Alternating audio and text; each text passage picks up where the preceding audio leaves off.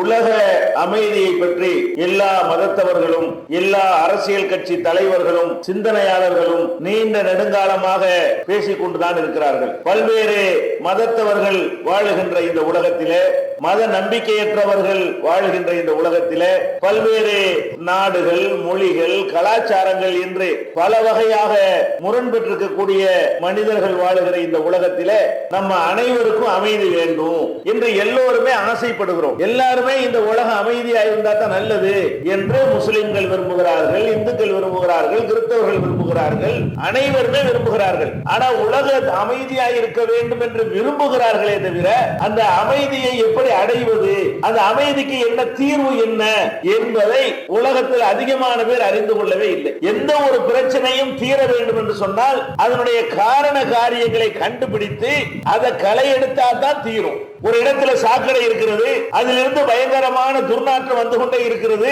இப்ப செய்ய வேண்டிய வேலை என்ன?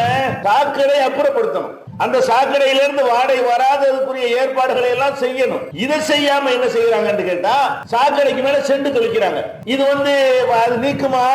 அந்த செண்டு தெளிக்கக்கூடிய 2 செகண்டுக்கு ஒரு நறுமணம் வந்துட்டு அப்படி மறைஞ்சு போயிடும். அமைதி ஏற்படுற மாதிரி இருக்கும். பீஸ் மீட்டிங் போடுவாங்க. அந்த 2 மணி நேரம் 1 மணி நேரம் மட்டும் என்னமோ அமைதி ஒட்டுமொத்தமாக திரும்பி விட்டது போல காட்சி தரும். அமைதி திரும்புமா? திரும்பாது.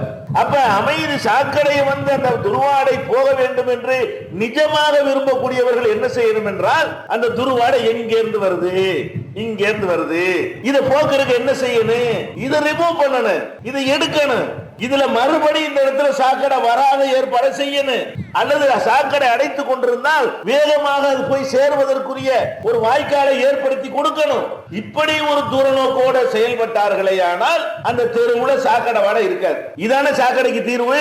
இதை தவிர சாக்கடை வாடை போக வேண்டும், சாக்கடை வாடை போக வேண்டும் தீர்மானம் போட்டா வாடை போயிருமா?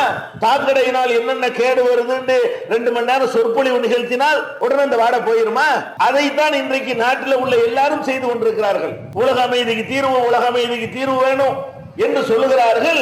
ஆனால் அதுக்கு உருப்படியாக சிந்திப்பதே கிடையாது. உலக அமைதிக்கு தீர்வு என்னன்னு உண்மையில சிந்தித்து பார்த்தீர்களே ஆனால் இஸ்லாம் முன்வைக்கக்கூடிய, முஸ்லிம்கள் தங்கள் வாழ்க்கை நெறியாக ஏற்றிருக்கிறார்கள் இஸ்லாம், அந்த மார்க்கம் உலகத்திற்கு சொல்லக்கூடிய சித்தாந்தத்தை இஸ்லாம் சொல்லுகிறது என்று பார்க்காமல் இது சரிதானா என்று சிந்தித்து அனைவரும் அமுல்படுத்த ஆரம்பிப்பார்களே ஆனால் உலக அமைதியாகிவிடும். உலகத்தில் எந்த ஒரு பிரச்சனையும் இருக்காது. அப்ப இஸ்லாம் சொல்லக்கூடிய தீர்வு மாத்திரம்தான் இன்றைக்கு சரியான உருப்படியான தீர்வாக இருப்பதை சொல்வதற்கு தான் இந்த நிகழ்ச்சி.